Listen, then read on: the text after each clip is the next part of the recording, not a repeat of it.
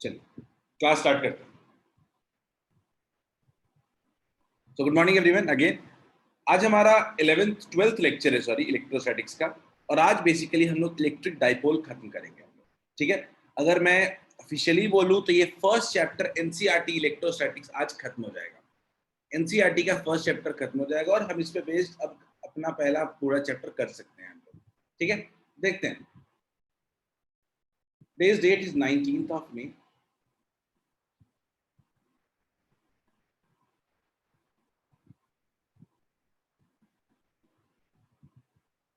ठीक है, मैं क्लास के एंड में कोशिश करूंगा कि एक बार एनसीईआरटी के थ्रू भी आपको पूरे टॉपिक वाइज गो थ्रू करा दूंगा, ठीक है। जल्दी से रिकॉल कंसेप्ट कर लेते हैं। हमने लास्ट क्लास में इलेक्ट्रिक डाइपोल पढ़ा था। इलेक्ट्रिक डाइपोल क्या था? It is something but arrangement of equal and opposite charge. एक इक्वल और ऑपोजिट चार्ज का ये अरेंजमेंट है, प्लस क्यू और माइनस क्यू का, प्लस क्यू और माइनस क्यू का, ठीक है। कि separated by a very very small distance, separated by a very very small distance. मान लेते हैं डिस्टेंस कितना है, कुछ ए है। तो जो डाइपोल मोमेंट का स्ट्रेंथ मेजर करते थे वो मेजर करते the charge into distance between them. और जो डायरेक्शन लेते थे वो क्या लेते थे? नेगेटिव चार्ज से लेके पॉजिटिव चार्ज। क्लियर है? यही था electric dipole. Negative to positive direction हो गया इसका, ठीक है। ये पूरा का पूरा एक अरेंजमेंट है, इसकी बात हम लोग करते हैं। आज हम लोग इस अरेंजमेंट की वजह से इलेक्ट्रिक फील्ड के बारे में पढ़ेंगे। बहुत बड़ा टॉपिक नहीं है इलेक्ट्रिक फील्ड का, लेकिन बहुत ज्यादा पूछा जाने वाला टॉपिक है। Electric field due to the electric dipole. इस इलेक्ट्रिक डाइपोल का एक पार्ट और होता है, वो है electric potential due to electric dipole.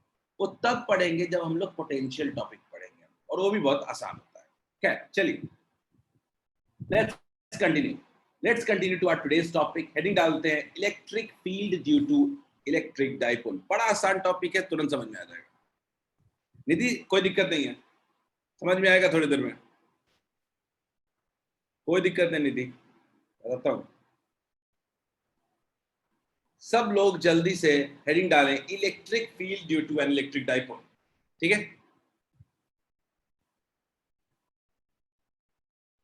अब देखते हैं। मान लीजिए कि मेरे पास एक इलेक्ट्रिक डाइपोल है, मान लीजिए कि मेरे पास इलेक्ट्रिक डाइपोल है माइनस क्यू और प्लस क्यू, ठीक है। जनरली क्या होता है, इलेक्ट्रिक डाइपोल के बीच में दोनों चार्जेस के जो भी डिस्टेंस हो, हम सबसे पहले क्या करते हैं, इसका एक सेंटर अज्यूम करते हैं। थोड़ा सेंटर बहुत इंपॉर्टेंट हो जाता है, हर चीज का एक सेंटर ऑफ मास या कुछ सेंटर तो चूज करना ही पड़ता है अपने को। तो ये डाइपोल का ये सेंटर है। अब हमने देखा कि सेंटर, हम क्या अज्यूम करते हैं कि मान लीजिए सेंटर के लेफ्ट साइड में ए डिस्टेंस है चार्ज से, सेंटर से लेफ्ट साइड में डिस्टेंस ए है चार्ज से, और राइट साइड भी ए है। कोई आपसे पूछेगा इस अरेंजमेंट को देख करके कि डाइपोल मोमेंट कितना होगा, तो आप क्या बोलोगे? Q इन टू, इस फिगर के हिसाब से क्या कहेंगे? क्या इस फिगर के हिसाब से 2a कहना पड़ेगा क्या? क्योंकि चार्ज इंटू डिस्टेंस होता है। फॉर्मूला क्या था? Charge into distance. बोलिए, is it clear to all of you? क्या dipole moment Q into 2a, भाई हमने क्या लिया? O ले लिया। O से बोला कि लेफ्ट साइड में A है और राइट साइड में दूसरा चार्ज है, A डिस्टेंस है, तो टोटल डिस्टेंस कितना हो गया? 2a। अब हमने देखा कि मान लीजिए हम फील्ड निकालना चाहते हैं, लेकिन कहां? तो सबसे पहला शुरू करते हैं एट एक्सियल पॉइंट। एक्सियल का मतलब क्या होता है? एक्सियल का मतलब होता है डाइपोल के एक्सिस के लॉग। यानी जो डाइपोल एक्सिस है मेरा, जो पूरा डाइपोल एक्सिस है जो डॉटेड लाइन से बना हुआ है, ये मेरा क्या है? एक्सिस। ये मेरा क्या है? एक्सिस।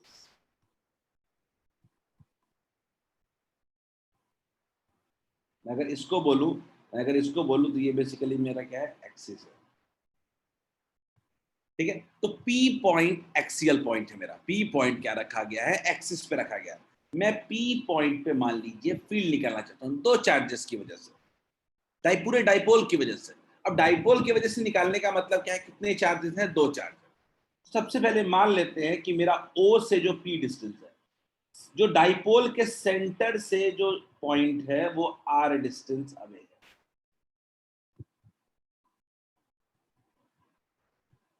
अब मैं स्टेटमेंट लिखता हूं, consider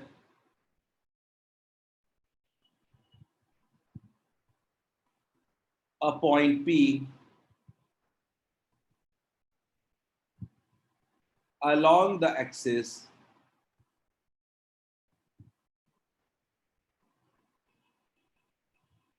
at a distance r, at a distance r from dipole. याद रखिए फ्रॉम डाइपोल का मतलब इसके सेंटर से। अगर कोई चीज बोलता है कि डाइपोल से इतना डिस्टेंस है, मतलब उसके सेंटर से इतना डिस्टेंस है। सेंटर ऑफ द डाइपोल लिखने की जरूरत नहीं है। तो मान लीजिए कि हमारे जो पी पॉइंट है वो आर डिस्टेंस है सेंटर से, तो उस लिहाज से अगर देखें तो इस प्लस क्यू चार्ज से ये पी पॉइंट कितना डिस्टेंस है? क्या कह सकते हैं क्या आर माइनस ए है? क्या ये भी कह सकते हैं क्या कि माइनस क्यू से कितना हो जाएगा? बोलिए।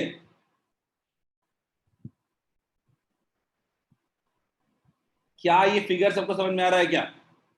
बताइए, क्या ये फिगर सबको समझ में आ रहा है कि हमारे डाइपोल से भले आर डिस्टेंस पे है, लेकिन डाइपोल के दोनों चार्जेस से एक से डिस्टेंस है आर माइनस ए और दूसरे से डिस्टेंस है आर प्लस है। याद रखिए डेरिवेशन ऐसा पढ़िए कि आज के बाद रिवाइज करना ना पड़े, इतना इजी डेरिवेशन है ये। कहीं कोई दिक्कत हो पूछिए। मैंने दोनों चार्जेस से डिस्टेंस बता दिया, आर माइनस ए और आर प्लस ए। कहीं कोई दिक्कत है क्या?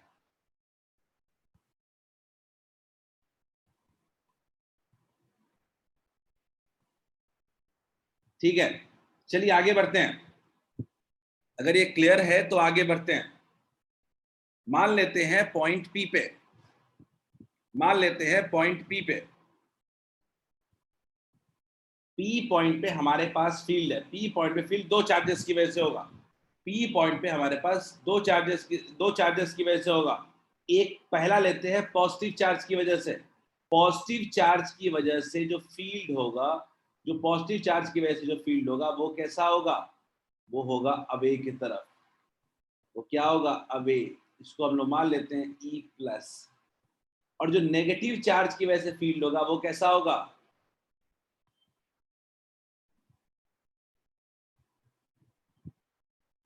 कुछ ऐसा क्लियर है? तो हम जल्दी से पॉजिटिव चार्ज की वजह से फील्ड निकालते हैं पहले।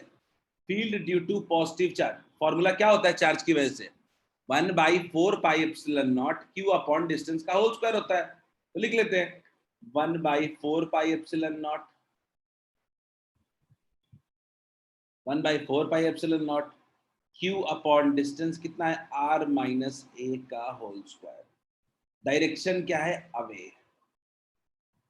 अगर उसी तरीके से ई माइनस का देखिए, अगर क्या होगा? 1/4πε0, 1/4πε0 Q by are plus A का होल स्क्वायर। मुझे आप बताइए कौन सा फील्ड ज्यादा स्ट्रांग है? कौन सा फील्ड ज्यादा स्ट्रांग है दोनों में लग रहा है, प्लस वाला या माइनस वाला? जल्दी, कौन सा फील्ड स्ट्रांग है? मैंने बोला कि डाइपोल की वजह से फील्ड का मतलब है कि दो चार्जेस की वजह से फील्ड, पॉजिटिव और नेगेटिव की वजह से। तो कौन सा फील्ड स्ट्रांग है?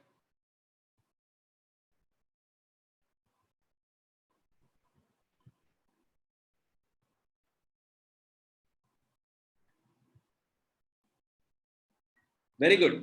सब लोग का कहना है कि पॉजिटिव वाला। शिवम कह रहे हो माइनस वाला। शिवम माइनस वाला दूर है ना, पॉजिटिव वाला क्लोज है। तो नेट फील्ड अगर मैं लू, नेट फील्ड लू, तो मुझे, आपको नहीं लगता कि हमें प्लस वाला स्ट्रांग है उधर ही होगा? तो क्या लिखना पड़ेगा? E plus minus E minus. Clear है क्या? अब आगे देखते हैं। नहीं भी लिख रहे हो कोई दिक्कत नहीं, मैं लिखने का टाइम दूंगा। जल्दी देखते हैं। 1/4πε0 क्यू कॉमन ले लेते हैं, कितना हो जाएगा? 1/r-a का whole square minus 1/r plus a का होल स्क्वायर। क्लियर है? देखते हैं। q/4πε0, q/4πε0 एलसीएम ले लेते हैं जल्दी से, एलसीएम ले लेते हैं। एलसीएम कितना होगा? आर स्क्वायर माइनस ए स्क्वायर का होल स्क्वायर, दोनों को मल्टीप्लाई कर दिया, ऊपर में कितना हो जाएगा? आर प्लस ए का whole square minus R minus ए का होल स्क्वायर। ध्यान से देखिए, कोई दिक्कत है तो पूछिए, जल्दी से आगे बढ़ते हैं।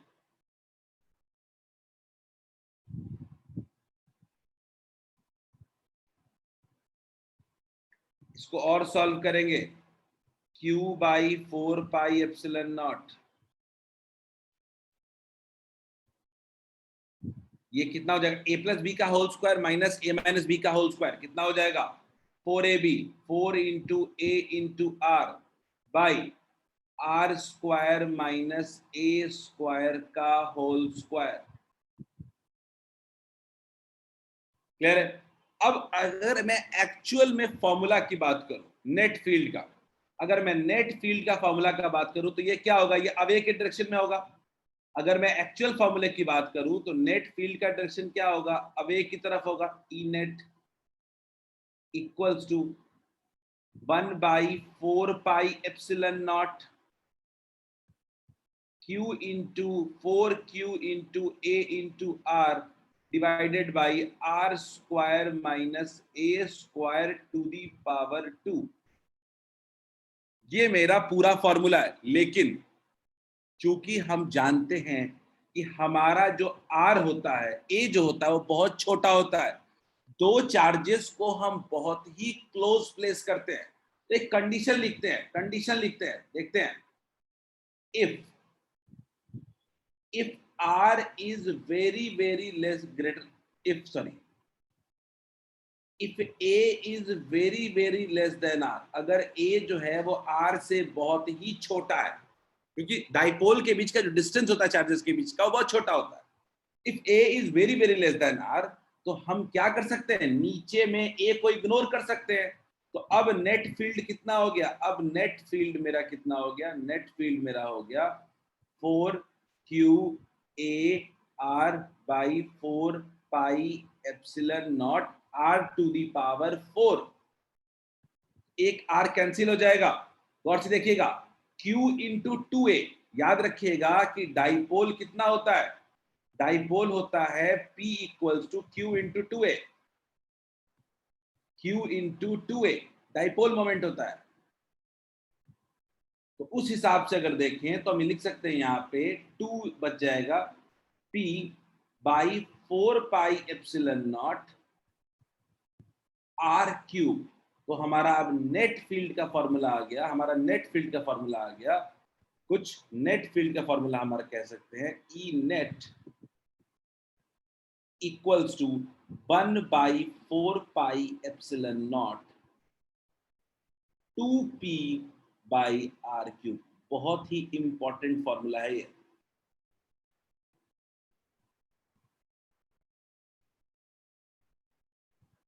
Is it clear to all of you? जल्दी से एक बार शुरू से डेरिवेशन देखो, कहां दिक्कत है पूछ लो एक बार, ठीक है? एक बार पूरा लिखो और याद रखना सबसे इंपॉर्टेंट जंक्शन यही है, assumption।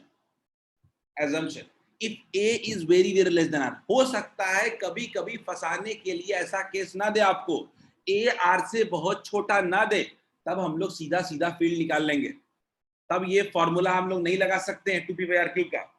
2p by r cube special condition है जब a very less than r होता है, ठीक है? एक बार जल्दी से ऊपर से पूरा लिख लो डेरिवेशन, आप ऑर्डर खुद से लिखने की लिखो ढंग से, ठीक है? खुद से लिखो एक बार डेरिवेशन को, फिर वहां जो भी दिक्कत होगी मैं दूर करूंगा।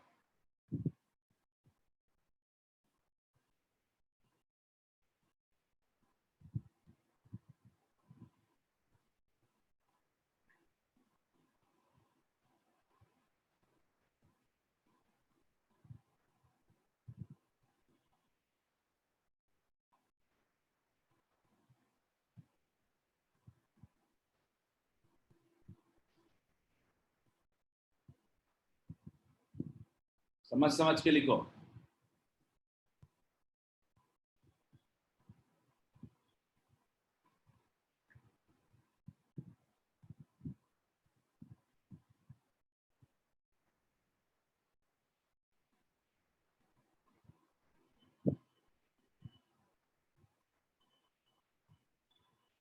राघवेंद्र ने हैंड रेज किया। राघवेंद्र बोलिए। राघवेंद्र सर जो माइनस क्यू और प्लस क्यू उसके बीच में तो अट्रैक्शन होता होगा ना?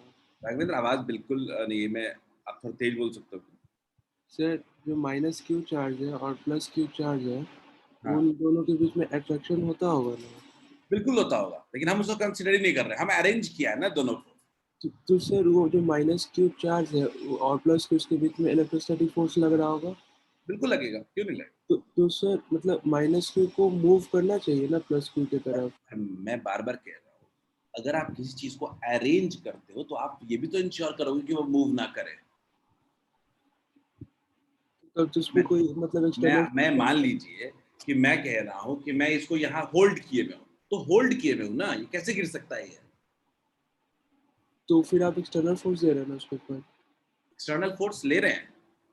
मतलब उसको आप होल्ड किए हुए हैं तो एक फोर्स दिए ना।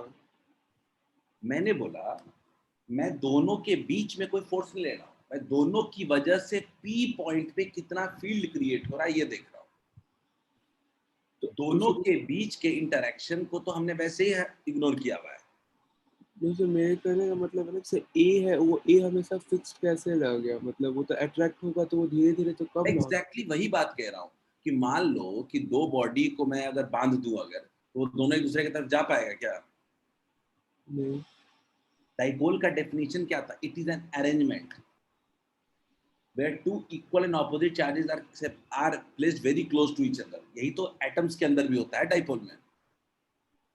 एटम्स के अंदर भी जो डाइपोल मोमेंट बनता है वो भी तो होता है कि वो फिक्स होता है, लेकिन एक दूसरे से अट्रैक्ट नहीं हो सकता है वो। एक मिनिमम सेपरेशन मेंटेन्ड होता है उसका। ठीक, तो आपको ये नहीं देखना है कि पॉजिटिव निगेटिव के बीच फोर्स कितना लग रहा है, वो हमने अरेंज किया है, उसके वजह से बाहर क्या हो रहा है ये बताइए।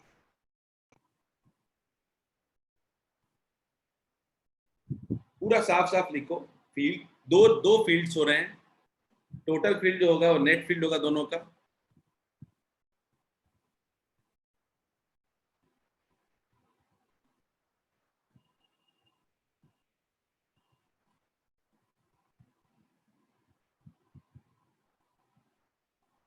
और कुछ लोग क्लास में काफी इरेगुलर भी जा रहे हैं। ठीक है, उनके लिए मेरा एडवाइस है कि इरेगुलर रहने से कोई फायदा होने वाला नहीं है आपका। थोड़ा रेगुलर रहो।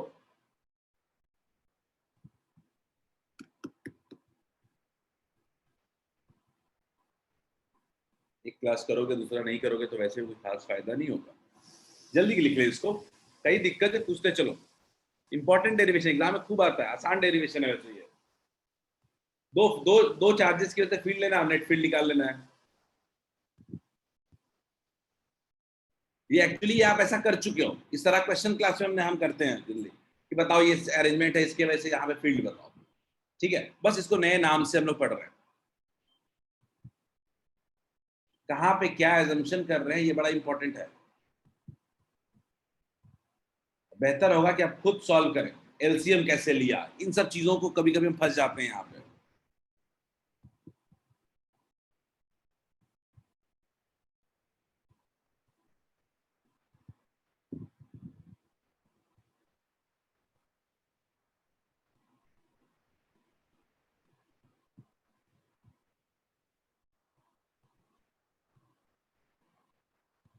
नितिन एंड्रस के निधि बोलिए। सर राइट साइड का जो सेकंड स्टेप है वहां पे सर आर माइनस ए का whole square into R plus A का होल स्क्वायर का एलसीएम दोनों का प्रोडक्ट होगा ना, तो आर माइनस ए का whole square r square minus ए स्क्वायर का होल स्क्वायर कैसे हो गया? पर मान लीजिए मुझे ये बताइए कि R plus A into R minus A करेंगे तो क्या होता है? आर स्क्वायर माइनस ए स्क्वायर। ये तो सर, ये समझिए, ये सर।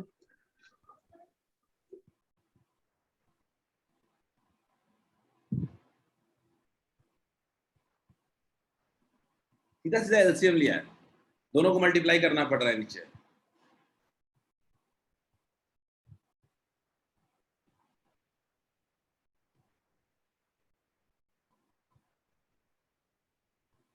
कुछ क्वेश्चन आए हैं। Sir dipole electric field produce करता है, क्यों करता है?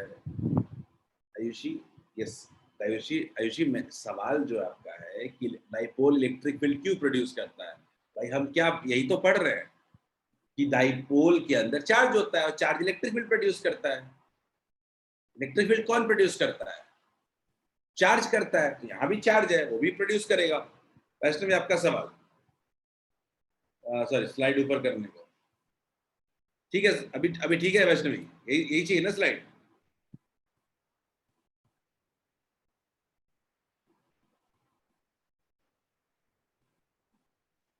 लिख लीजिए।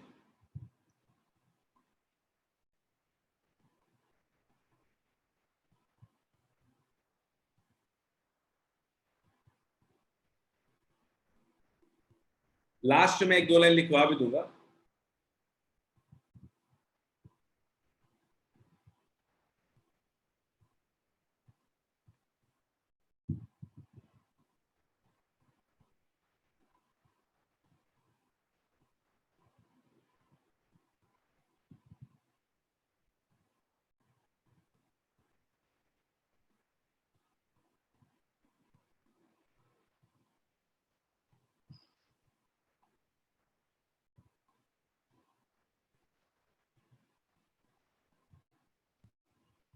कोई फर्क नहीं पड़ेगा राघवेंद्र,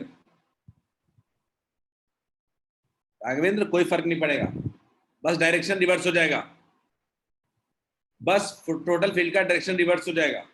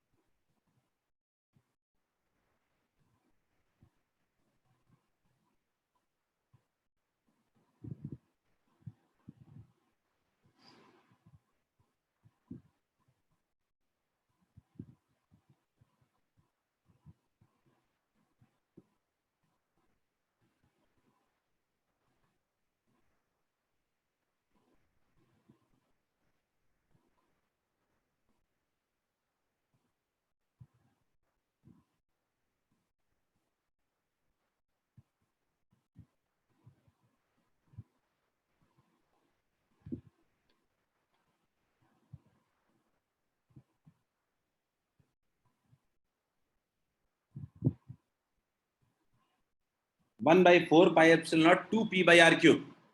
ठीक है, सबसे इंपॉर्टेंट बात, डायरेक्शन किधर हो रहा है डाइपोल का, डायरेक्शन देखते हैं, यहीं पे सारा खेल है।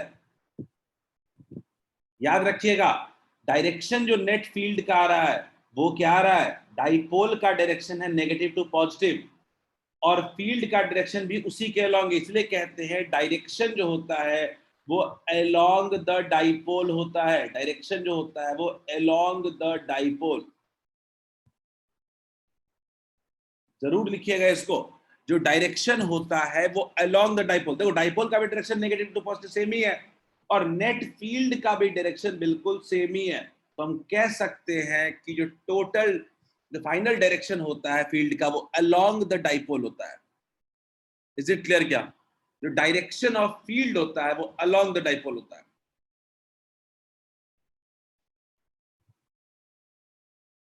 नेट फील्ड तो हमने निकाल लिया, और डायरेक्शन जो होता है वो अलोंग द डाइपोल होता है।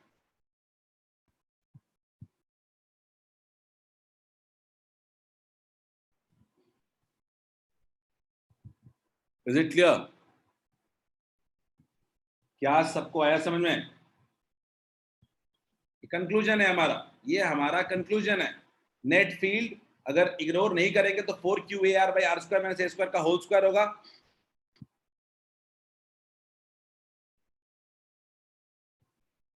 ठीक, और अगर इग्नोर कर देंगे तो 1/4 pi epsilon naught 2p upon r cube हो जाएगा। जो डायरेक्शन होगा वो अलोंग द डाइपोल होगा। पूछिए निधि। सर वहाँ पे जो कंक्लूजन में ई नेट लिखे हैं वहाँ पे डिनोमिनेटर में 4 पाई एप्सिलॉन नॉट भी होगा ना?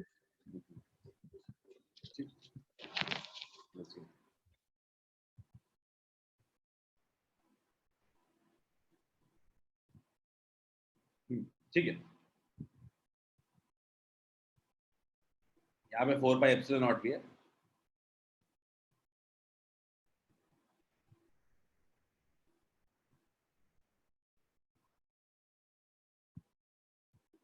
चलिए आपके कॉपी में लिखा हुआ है सब कुछ।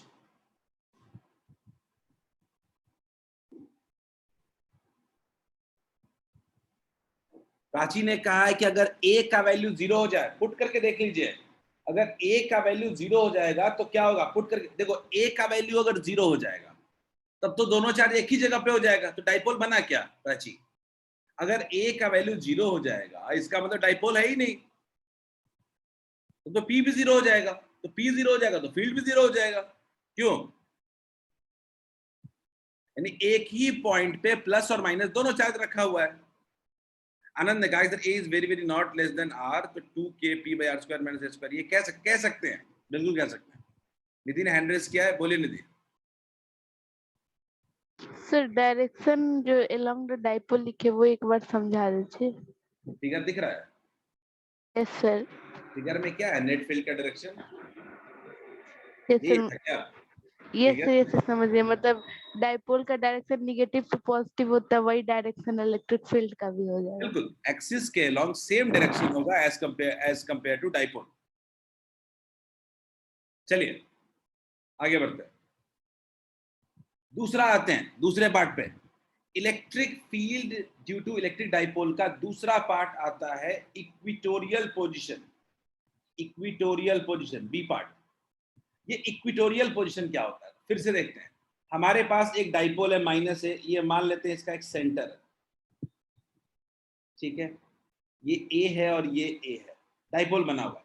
अगर इसके परपेंडिकुलर बाइसेक्टर के अलोंग अगर हम कोई भी चार्ज रखते हैं, डाइपोल के परपेंडिकुलर बाइसेक्टर के अलोंग कोई भी पॉइंट रखते हैं, तो उसको हम लोग इक्विटोरियल पोजीशन कहते हैं। तो मान लीजिए हमने सेंटर से कुछ आर डिस्टेंस पे एक पॉइंट रख दिया, तो लिख लेते हैं, स्टेटमेंट लिख लेते हैं। स्टेटमेंट लिखते हैं, consider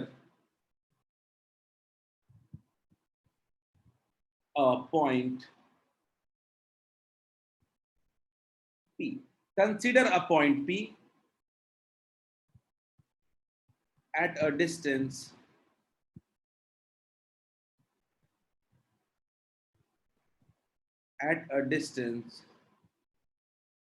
r from the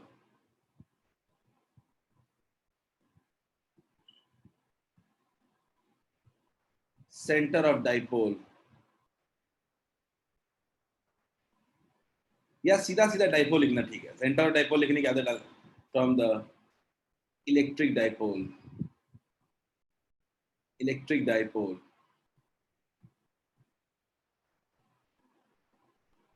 at equatorial position.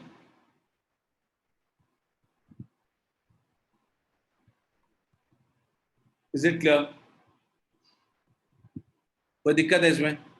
Equatorial position पे मान लीजिए हम रख सकते हैं। आनंद, ए का कोई मैक्सिमम वैल्यू नहीं होता है, ठीक है, ए कम होना चाहिए, बस दो चार्ज के बीच का सेपरेशन कम होना चाहिए, सिर्फ इतना ही है, ठीक है। चलिए आते हैं, तो consider a point P at a distance r from the electric dipole at equatorial position, रख दिया, मान लिया। अब मान लीजिए कि मैं इसके वजह से फील्ड निकालना चाहता हूं, तो फील्ड निकालना चाहता हूं तो मेरे पास फिर से कितने चार्ज हैं, दो, एक प्लस और एक माइनस। तो प्लस और माइनस दोनों की वजह से फील्ड निकालने की कोशिश करेंगे, और मुझे लगता है कि ये सबसे होना चाहिए, इसमें मेरी जरूरत आपको नहीं होनी चाहिए। सबसे पहले देखते हैं नेगेटिव की वजह से।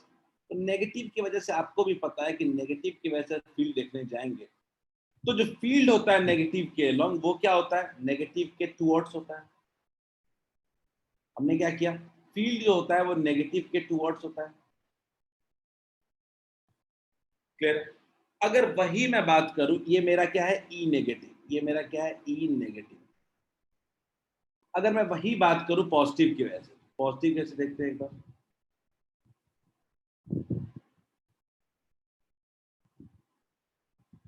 तो पॉजिटिव की वजह से अगर देखें तो पॉजिटिव की वजह से फील्ड हमेशा क्या होता है, पॉजिटिव की वजह से हमेशा फील्ड क्या होता है, अवे होता है।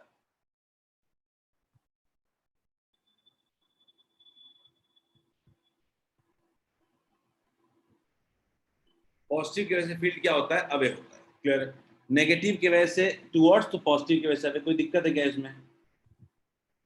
इसमें किसी को कोई दिक्कत है क्या?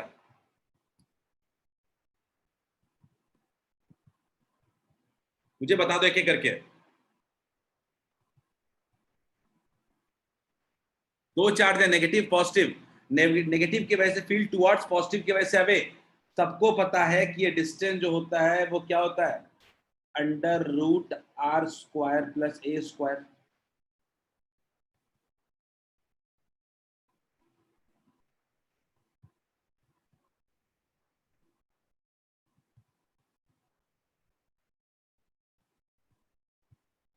क्लियर है?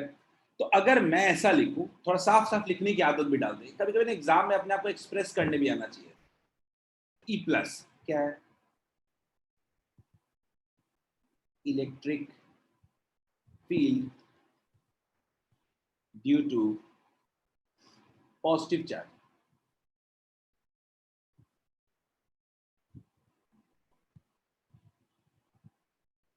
Is equal 1/4πε0 Q by distance का होल स्क्वायर कितना हो जाएगा, आर स्क्वायर प्लस ए स्क्वायर। उसी तरीके से अगर मैं देखूं ई माइनस की value, electric field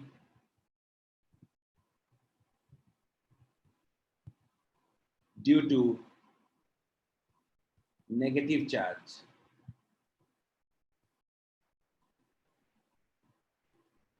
at P, ये लिखना जरूरी है, एट पी, ये भी कितना हो जाएगा 1/4πε0, सेम ही डिस्टेंस पे है, तो कितना हो जाएगा q by are square plus A square. यहां पे किसी को दिक्कत है क्या? मैंने पॉजिटिव और नेगेटिव दोनों चार्जेस की वजह से फील्ड निकाल लिया, हमने पॉजिटिव और नेगेटिव दोनों चार्जेस की वजह से फील्ड निकाल लिया। अब हमारे पास दिक्कत क्या है कि दोनों सेम डायरेक्शन में नहीं है, तो दोनों को अपने को सॉल्व करना पड़ेगा। कैसे सॉल्व करेंगे, ये एक इंपॉर्टेंट सवाल हमारे लिए बनता है। ठीक है, देखते हैं। तो सबको पता है इस तरह के केसेस में अपने को कौन काम आता है, एक्स एक्सिस और वाई एक्सिस काम आता है। अपने को इस ऐसे जंक्शन पे ये एक्स एक्सिस और वाई एक्सिस बहुत काम आता है। कैसे? कंपोनेंट्स में ब्रेक करने में काम आता है। ठीक है, तो अगर मैं देखूं, अगर मैं इसको अलग कर करके सिर्फ और सिर्फ, अगर मैं सिर्फ और सिर्फ इसको ऐसे देखूं कि मान लीजिए कि मेरे पास ये एंगल है एक थीटा, तो क्योंकि सिमिलर ट्रायंगल है दोनों तरफ से, तो ये भी थीटा हो जाएगा, तो ये भी थीटा हो जाएगा, ये भी थीटा हो जाएगा। सही है क्या? अगर एक थीटा माना है तो सब थीटा हो जाएगा।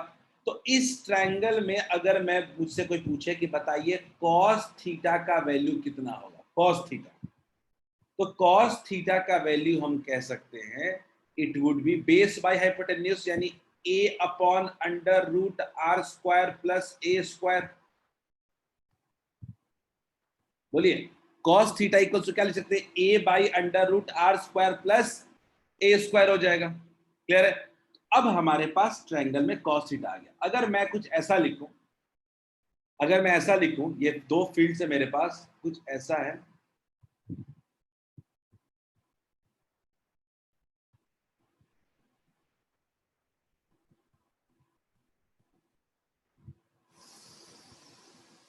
अगर मैं ऐसा लिखूं कुछ, ये इस साइड मेरा कितना हो गया,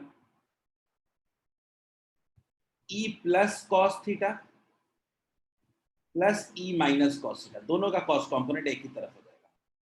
सही बात है, दोनों का कॉस कंपोनेंट एक ही तरफ हो जाएगा, लेकिन साइन कंपोनेंट को अगर देखें तो e प्लस साइन थीटा ऊपर की तरफ जाएगा और e माइनस साइन थीटा नीचे की तरफ जाएगा। क्योंकि दोनों का वैल्यू सेम है, आपको भी पता है कि वो पूरी तरह कैंसिल आउट हो जाएगा। e प्लस कॉस थीटा और e माइनस कॉस थीटा बिल्कुल सेम है, क्योंकि e प्लस इक्वल्स टू क्या है, e plus equals to e minus है। जो पॉजिटिव चार्ज की वजह से फील्ड है वही नेगेटिव चार्ज की वजह से फील्ड है। तो net field along y axis, net field along y axis, मैं अगर बोलूं net field along y axis is zero, along y axis, along y axis net field कितना हो जाएगा, जीरो। किसी को दिक्कत है क्या? मैंने पहले बोला कि इन दोनों की वजह से वाई एक्सिस के अलोंग नेट फील्ड जीरो हो जाएगा। अब बात करते हैं अलोंग एक्स एक्सिस की, along x axis. Along x axis के अलोंग बात करें तो टोटल फील्ड कुछ ऐसे है, ऐसे है। और नेट फील्ड को हम लोग क्या कह सकते हैं, नेट फील्ड जो है वो मेरा कितना है, एक तरीके से लिख सकते हैं 2e plus cos theta, same ही है सब दोनों चीज, 2e प्लस कॉस थीटा। तो 2 तो ठीक है, e प्लस कितना होगा देख लेते हैं। e प्लस हमारा कितना आ रहा है, e प्लस आ रहा है 1/4πε0 q by are square plus A square. और cos थीटा आ रहा है, cos थीटा आ रहा है a by under root r square plus A square. अगर गौर से देखें तो ये कितना बन जाता है, q into 2a by are square plus A square to the power 3/2। Solve किया सीधा सीधा। तो अब हम लोग फाइनल पे आते हैं। अब हमारा नेट फील्ड कितना आ रहा है, नेट फील्ड आ रहा है 1/4π, ये 4π एप्सिलॉन छूट गया, 4πε0 1/4πε0 q इंटू 2a को हम लोग p कह सकते हैं, p by are square plus A square to the power 3/2। Clear है, ये मेरा नेट फील्ड है। लेकिन अगर हम ऐसा कहें कि if R is again very very greater than A, अगर आर ए से बहुत बड़ा है तो फिर से क्या हो जाएगा, नीचे में आर क्यूब हो जाएगा, ए खत्म हो जाएगा। तो नेट फील्ड जो अपने पास आता है, नेट फील्ड जो अपने पास आता है वो कितना आ रहा है, 1/4πε0 p upon r cube, p upon r cube. याद रखिएगा एक्सिस के लॉन्ग 2p/r क्यूब होता है और इक्वेटोरियल पोजीशन पे p/r क्यूब होता है। दूसरा चीज, डायरेक्शन देखिएगा, इस बार जो नेट फील्ड का डायरेक्शन आया है, नेट फील्ड का जो डायरेक्शन आया है वो क्या आया है, opposite to the dipole, opposite to the dipole. जो डायरेक्शन आया है वो क्या आया है, opposite to the dipole. Axis में direction along the dipole, equatorial पे opposite to the dipole. Axis में, एक्सियल में फॉर्मूला 1/4πε0 2p/r क्यूब, यहाँ पे फॉर्मूला 1/4πε0 p/r क्यूब। अगर इतना याद रहेगा क्या सबको, एवरीवन, क्या सबको आया समझ में? सब लोग इस डेरिवेशन को साफ साफ लिखें। मैं पहले स्लाइड की तरफ आप लोगों को ले जा रहा हूं, एक्सपेक्ट करता हूं आप पहले साफ साफ डेरिवेशन लिखेंगे, फिर we will have question session. बहुत इंपॉर्टेंट टॉपिक है ये भी, से खूब क्वेश्चन आते हैं।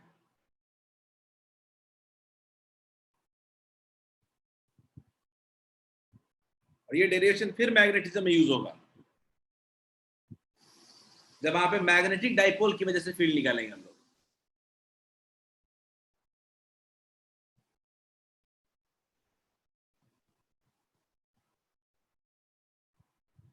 एक एक करके लिखिए, ऑर्डर में लिखिए, जहां भी दिक्कत हो पूछिए, क्योंकि डेरिवेशन लिखवा रहे हैं तो कहानी बनानी पड़ेगी, लिखना पड़ेगा थोड़ा सा।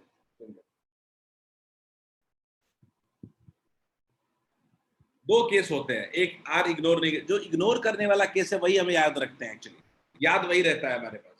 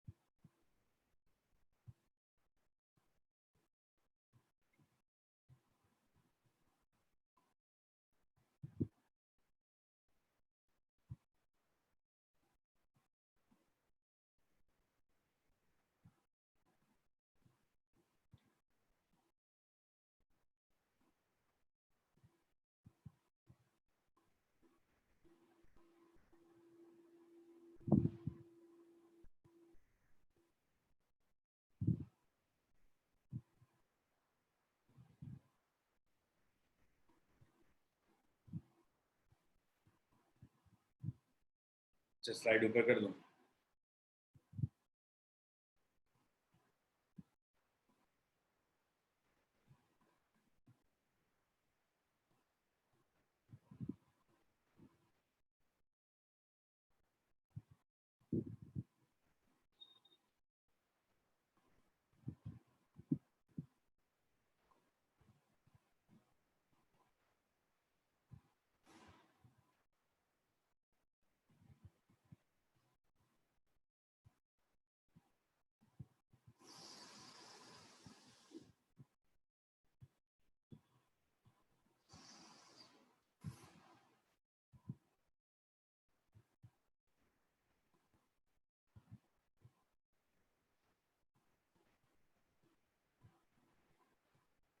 याद रखना है कि एक्सियल पे अलोंग द डाइपोल, इक्वेटोरियल पे ऑपोजिट टू द डाइपोल, और तुरंत इसका हम यूज भी करेंगे अपने अगले अगले डेरिवेशन में इन दोनों चीजों का।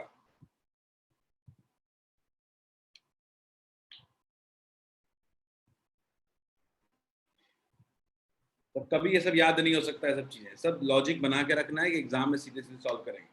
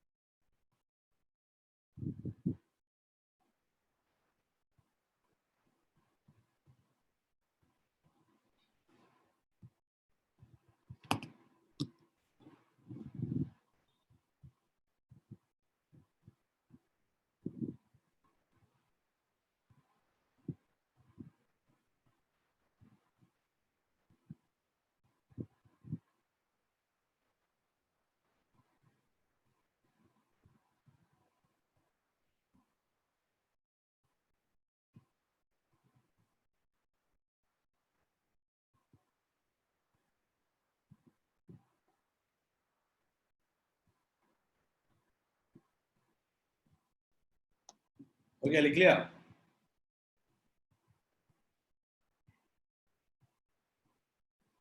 आगे कीजिए, जल्दी लिख लो, 2 मिनट्स मोर, पूरा लिख ले।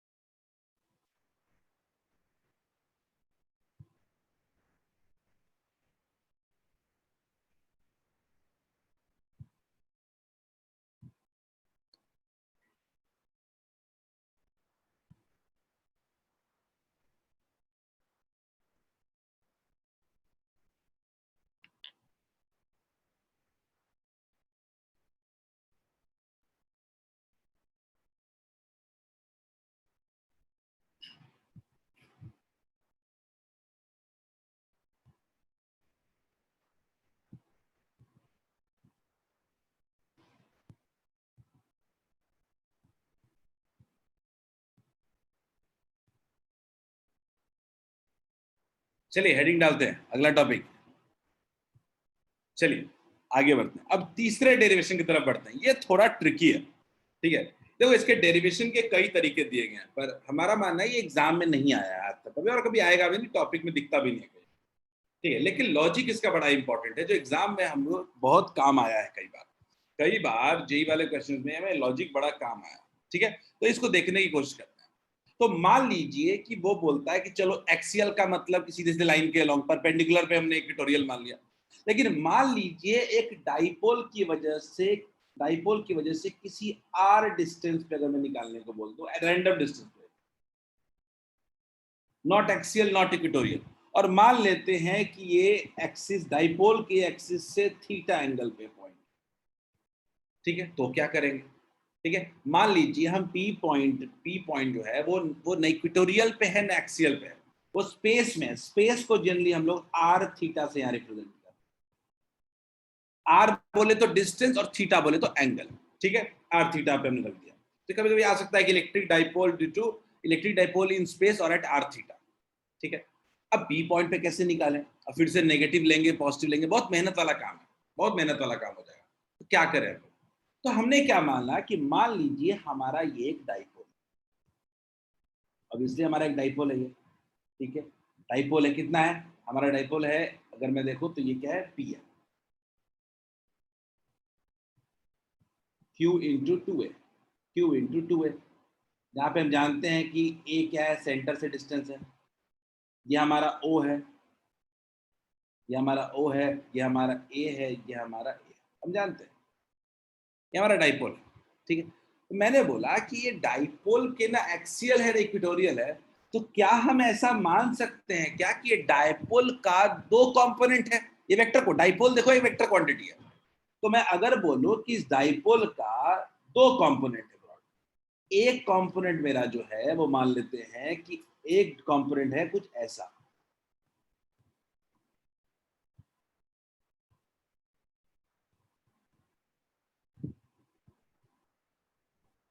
ऐसा एक कंपोनेंट हमने मान लिया कुछ ऐसा, ठीक है।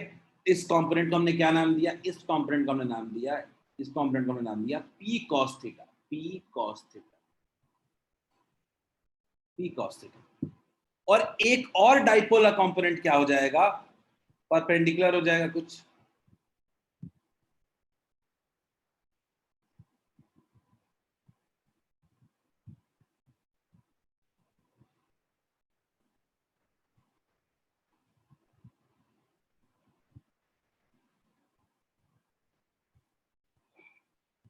बोलिए। हमने डाइपोल को दो कंपोनेंट्स में ब्रेक कर दिया, पी कॉस थीटा और पी साइन थीटा। तो क्या आप लोग मेरी इस बात को मानोगे क्या कि मेरे पास कुल मिला के दो डाइपोल्स हैं, एक पी कॉस थीटा है और एक पी साइन थीटा है। अब ये क्वेश्चन बहुत ही आसान इसलिए बन गया कि पी कॉस थीटा के डाइपोल की वजह से पी पॉइंट एक्सिस के अलॉन्ग है, और पी साइन थीटा की वजह से पी पॉइंट जो है वो इक्वेटोरियल पोजीशन पे है। क्या ये मेरी बात समझ में आई क्या सबको, जल्दी से बताइए।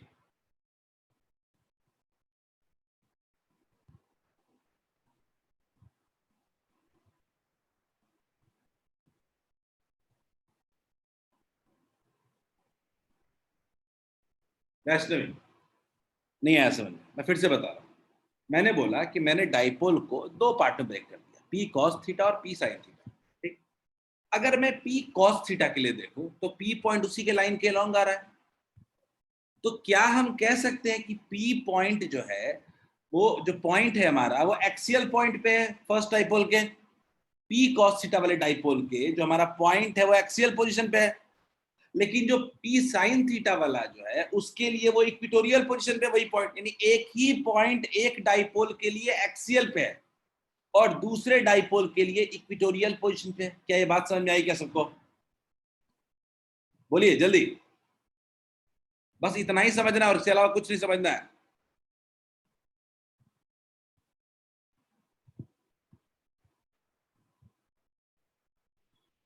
तो अब मैं बात करना हूं, ये बहुत कॉम्प्लेक्स लिखने वाला डेरिवेशन नहीं है, तो लिख सकते हैं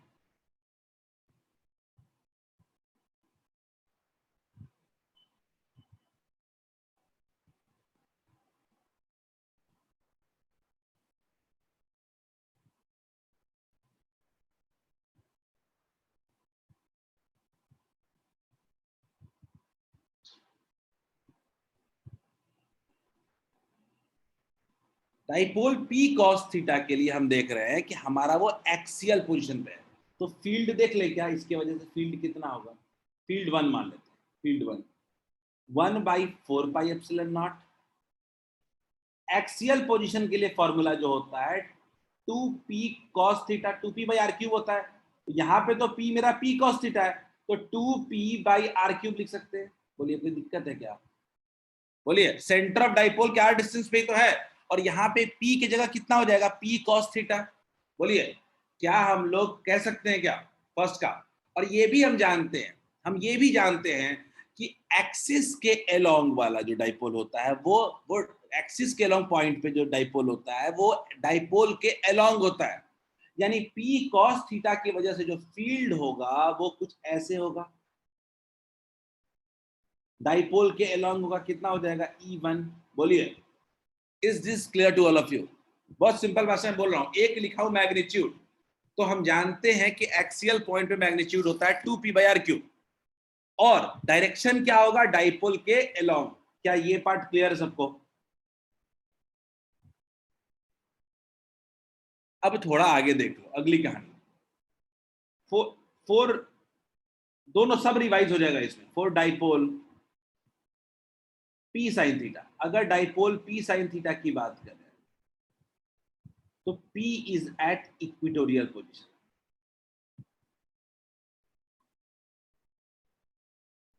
इक्वेटोरियल पोजीशन। अब इसके लिए हम क्या करेंगे, E2 निकालेंगे। इक्वेटोरियल पोजीशन का फॉर्मूला अपने को पता है, 1/4πε0 P/r³, P/r³, P sin theta हो जाएगा बाय r³। क्लियर है क्या? अब इसका डायरेक्शन किधर होगा, तो हम डायरेक्शन को लेके बहुत क्लियर हैं, हम डायरेक्शन को लेके बहुत क्लियर हैं। डायरेक्शन होता है ऑपोजिट टू द डाइपोल।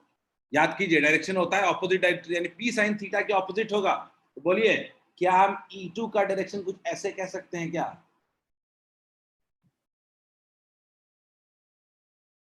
क्या हम E2 का direction opposite to the dipole कह सकते हैं क्या? बोलिए, दो दो फील्ड्स आ गए, E1 और E2, और दोनों कितने एंगल पे दिख रहे हैं एक दूसरे से? दोनों एक दूसरे से 90 एंगल पे दिख रहे हैं। क्या सबको क्लियर है क्या? जल्दी से, क्या ये क्लियर है? तो अगर कोई मेरे से नेट फील्ड पूछेगा तो मैं तो साफ कह दूंगा, √E1 का होल स्क्वायर प्लस E2 का होल स्क्वायर। नेट फील्ड अगर मेरे से कोई पूछेगा तो मैं तो साफ कह दूंगा √E1 square plus E2 square. अब अंडर रूट के अंदर जो बाकी चीजें हैं सबको पहले बाहर करना जरूरी है, ठीक है? सबको पता है E1 E2 के अंदर बहुत सी चीजें हैं, पर जो चीजें कॉमन है दोनों में उनको बाहर कर देने में कोई हर्ज नहीं है। जैसे 1/4πε0 कॉमन है दोनों में, r³ कॉमन है दोनों में, P भी कॉमन है दोनों में, पर कॉमन क्या नहीं है? पहले वाले में 2 cos थीटा और दूसरे वाले में sin थीटा। तो अगर देखें इसको सॉल्व करके तो कितना आ गया, P/4πε0 r³, P/4πε0 r³ into √4 cos square theta plus sin square theta is equal to 1/4πε0 P upon r³ sin plus cos square कितना होता है 1, 3 cos square थीटा बच गया, 3 cos square थीटा। जल्दी से इसको लिखें, किसी को भी कोई दिक्कत है अब लिख लेने के बाद डिस्कस करेंगे। जल्दी से लिखिए इसको। ये देखो, ये सिंपलेस्ट डेरिवेशन जो पॉसिबल है वो है। कई बुक्स में बहुत लेंदी डेरिवेशन है, कई बुक्स में कोसाइन फार्मूला लगा के बताया जाता है।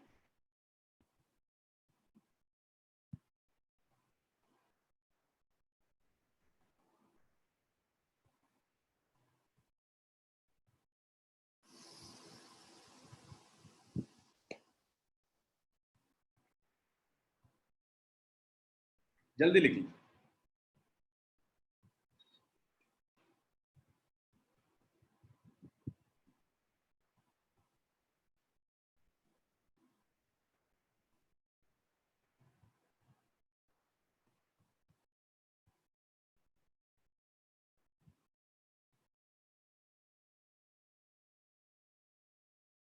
राघवेंद्र अभी 1-2 मिनट बताने वाला हूं,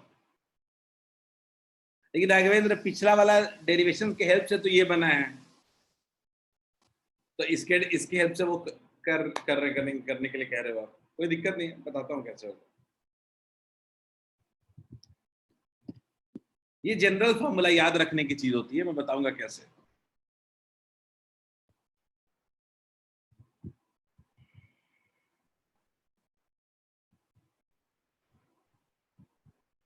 कल्याणी, ये दोनों डाइपोल अगर 90 डिग्री पे हैं तो एक का इक्वेटोरियल दूसरे का दोनों डाइपोल के बीच अगर एंगल 90 होगा तो क्या E1 E2 के बीच एंगल 90 नहीं हो जाएगा? वन वाला फर्स्ट डाइपोल के लॉन्ग है, दूसरा वाला दूसरे डाइपोल के लॉन्ग है, दूसरे डाइपोल के डायरेक्शन में, दोनों के बीच एंगल 90 नहीं हो जाएगा?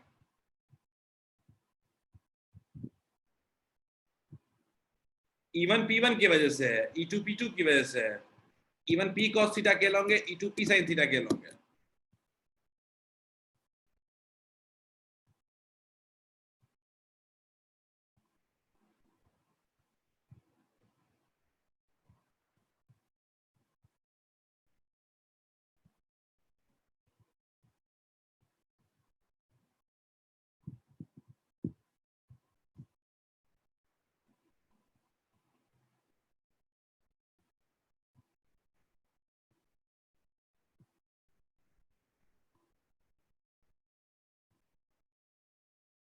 Is it clear?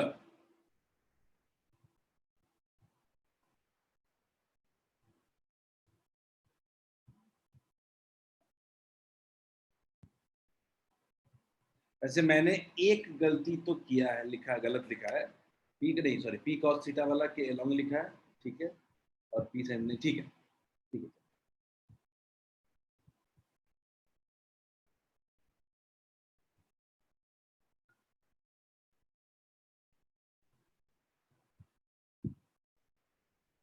बिल्कुल बिल्कुल आ जाएगा।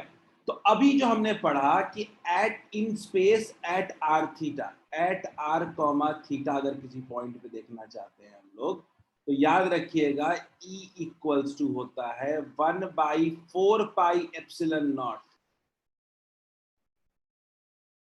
P by are cube, P by are cube under root 1 + 3 cos square theta.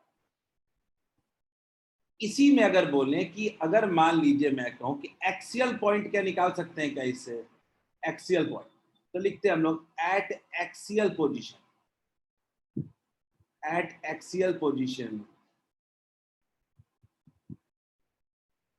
Theta जो हो जाता है वो 0 हो जाता है, ठीक है। अच्छा, थीटा अगर 0 हो जाएगा तो cos 0 का वैल्यू कितना हो जाएगा? 1 हो जाएगा क्या? अगर थीटा 0 हो जाएगा तो cos 0 का वैल्यू कितना हो जाएगा? 1, तो 3 × 1 हो जाएगा, तो 1 + 3 कितना हो जाएगा? 4, तो E का वैल्यू अपने आप कितना आ जाएगा? 1/4 pi epsilon not 2p/r³, 2p/r³, 1 + 3 4 हो जाएगा। अब इसी तरीके से अगर देखें at equatorial position, at equatorial position, एक ही फॉर्मूले से सब याद रख सकते हैं, equatorial position theta equals to 90 degree, then क्या देखेंगे? E equals to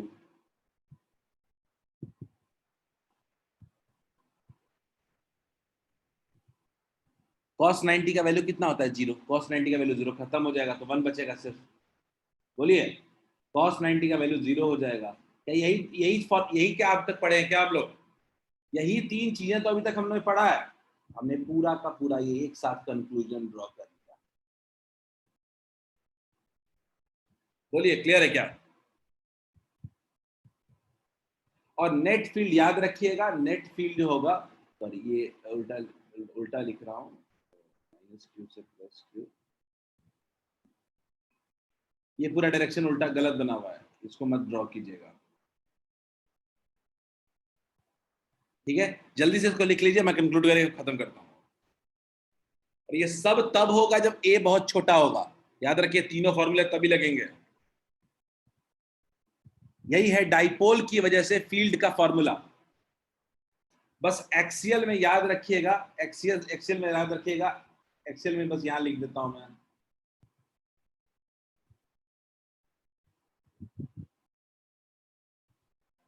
along the dipole.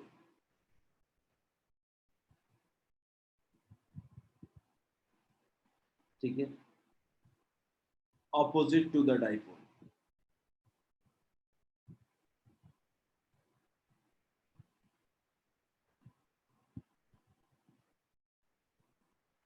ठीक है, हो गया सबका? If written, say yes.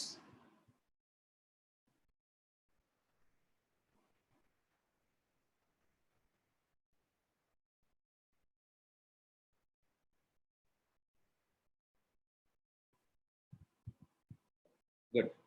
मैं बस लास्ट एक पॉइंट बताना चाहता था यहाँ पे कि कभी कभी हम यहाँ पे ये भी दिमाग में रखना चाहिए कि नेट फील्ड तो हमने ड्रॉ कर दिया। चलो नेट फील्ड तो हमने ड्रॉ कर दिया कि नेट फील्ड होगा वो कुछ ऐसे होगा। नेट फील्ड ऐसे कर दिया, ठीक है।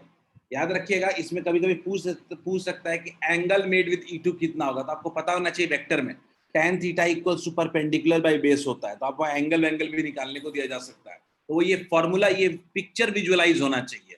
अगर ये पिक्चर विजुअलाइजेशन है आपके पास तब कोई दिक्कत नहीं आएगी, ठीक है। बट चलो कुछ क्वेश्चन के लिए छोड़ते हैं, सब टॉपिक में पढ़ लेंगे तो क्वेश्चन क्या सॉल्व करेंगे।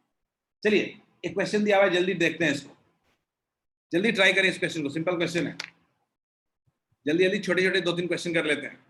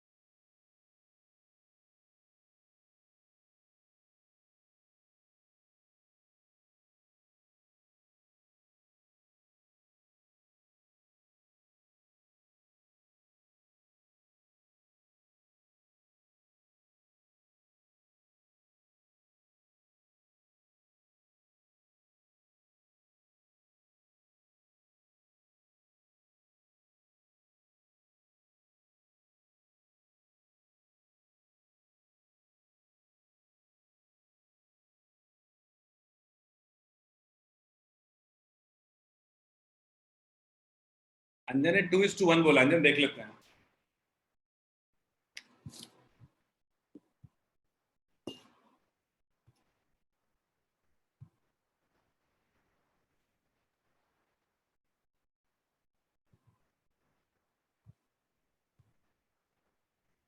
आनंद ने भी बोला है 2:1। तो शॉर्ट डाइपोल, लैंग्वेज को भी थोड़ा कैच करना है अपने को। शॉर्ट डाइपोल देने का एक हिंट है वो कि वो कहना चाहता है ए बहुत ही छोटा है, eight a distance r on the axial line from its midpoint is the same as electric field at a distance r dash on the equatorial line. ठीक है, from the midpoint find the ratio of r by r dash. हमारे पास काफी answers है। आनंद 6:5 बोला है, वैष्णवी 2:1, 2:1, प्राची, आनंद का सिर्फ एक आंसर अलग है 6:5, बाकी सबका 2:1 है। तो एक्सियल पे सबको पता है, एक्सियल पे कितना होगा 1/4 pi epsilon naught 2p by are cube, और इक्विटोरियल पे कितना होगा 1/4 pi epsilon naught p by are dash का होल क्यूब। दोनों इक्वल है, आई थिंक दोनों इक्वल बोल रहा है ना, सेम एज। इक्वेट कर देंगे तो कितना बच जाएगा 1/4 pi epsilon naught 2p by are cube. अभी सही है राघवेंद्र, आपका सिर्फ एक आंसर सही है अभी तक।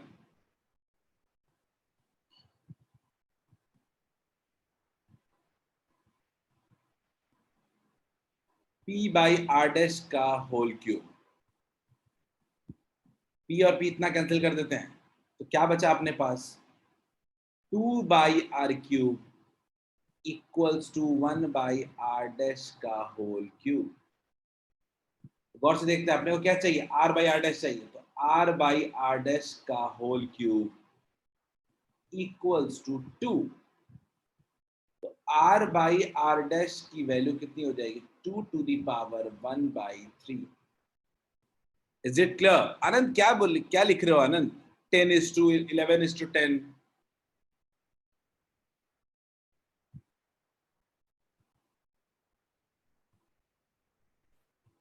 कहां से ला रहे हो ये नंबर्स? आनंद ये नंबर्स कहां से आ रहे हैं?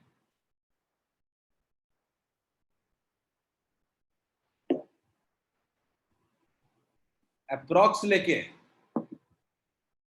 क्या जरूरत है अप्रॉक्स लेने की?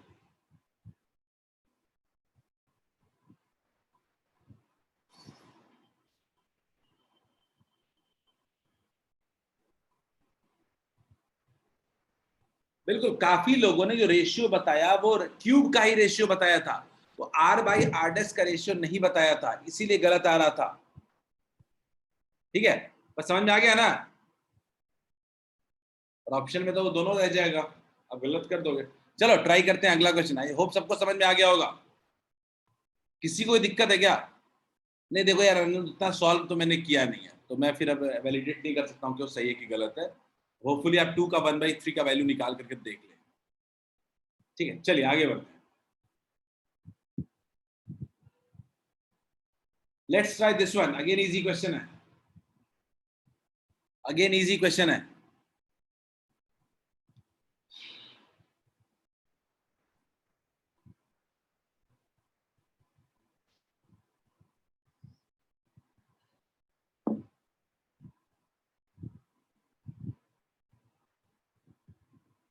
ट्राई करें, थिंक क्या करेंगे, कैसे सॉल्व करेंगे?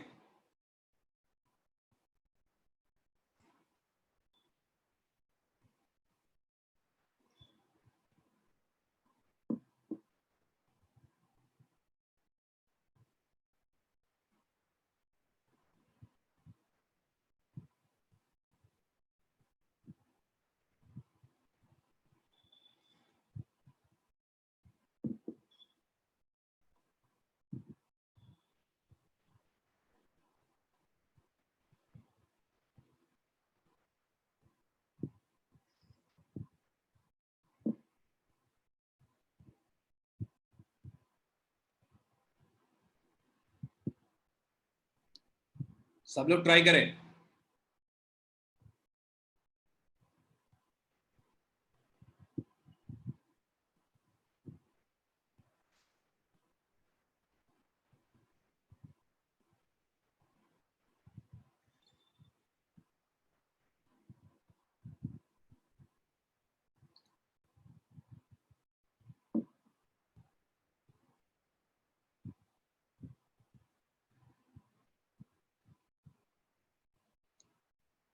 Logic will be very very important.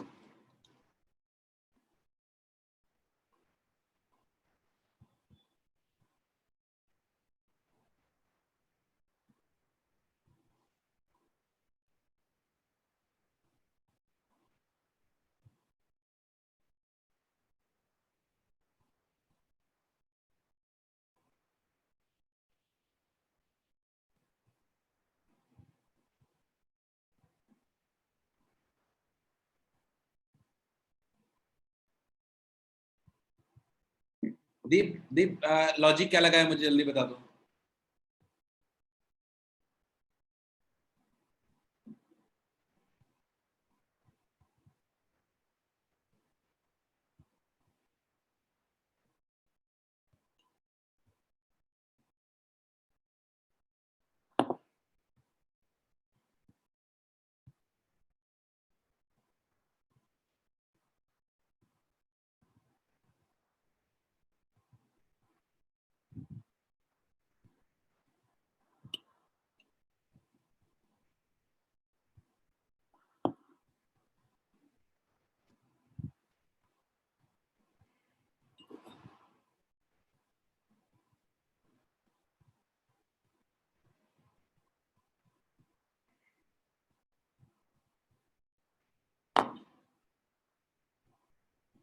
दीप मुझे देखो, आंसर तो लाओगे पर मेरा दिक्कत ना लॉजिक वाला। चलो देखते हैं। 2 चार्जेस लगे हैं, ये निधि अनडिफाइंड बोल रही थी, ऐसा क्यों? ऐसा क्यों कह दिया अनडिफाइंड?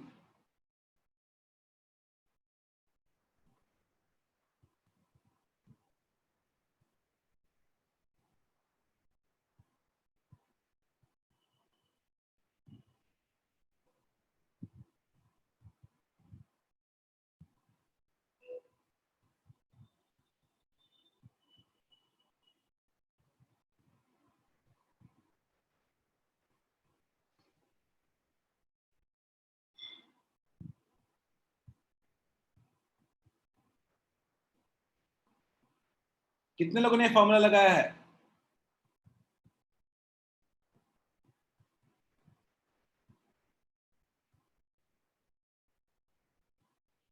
कितने लोगों को ये समझ में आ रहा है? 1/4 पाई एप्सिलॉन नॉट 2p/r³ आना। चैट जल्दी बताओ, हैंड रेस करो। कितने? सिर्फ एक दो लोगों ने? चलो हैंड रेस करके रखो थोड़ी देर। कितने ही लोगों का? चलो, अब जितने लोगों ने भी ये फॉर्मूला लगाया है, बगल में जो दीवार दिखता है उस पर सर फोड़ ले अपना, ठीक है? क्योंकि मैंने बहुत साफ साफ बताया था ये फॉर्मूला तभी लगेगा जब आर और ए में बहुत बड़ा डिफरेंस हो। यहां पे आर और ए कंपेरेबल है, तो you just can't use that formula. वो फॉर्मूला यहां पे नहीं लग सकता है। बात समझ में आई? नहीं लगाए थे अभी तो हैंड रेस किया था काफी लोगों ने, तुमने नहीं किया होगा ना? बहुत लोगों ने हैंड रेस किया था। चलिए, हो गया सर फोड़ने का कार्यक्रम, तब आगे बढ़ते हैं। तो भाई पी पॉइंट पे फील्ड जो होगा, पी पॉइंट पे फील्ड निकालने के लिए पहला चीज की उस फॉर्मूले को छोड़ना पड़ेगा। और याद रखिएगा, फॉर्मूला लेकर के आप बहुत बड़ा डिफरेंस ले लेंगे आप। तो चलिए अब आगे बढ़ते हैं, हम लोग आगे बढ़ते हैं। हम लोग पी पॉइंट पे फील्ड निकालेंगे दो चार्ज की वजह से। एक पॉजिटिव चार्ज की वजह से अवे होगा, पॉजिटिव चार्ज की वजह से अवे होगा। सीधा सीधा, कोई फॉर्मूला कुछ काम नहीं आने वाला है यहाँ पे। पॉजिटिव चार्ज की वजह से फील्ड निकालेंगे और नेगेटिव चार्ज की वजह से फील्ड निकालेंगे और नेट टोटल निकालेंगे। तो नेट फील्ड जो होगा, नेट फील्ड जो होगा, थोड़ा तेज जाऊंगा मैं, तो क्या होगा? नेट फील्ड जो होगा वो क्या होगा?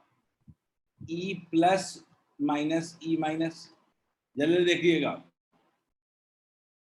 1/4 पाई एप्सिलॉन नॉट कॉमा ले लेते हैं, 1/4 पाई एप्सिलॉन नॉट कॉमा ले लेते हैं।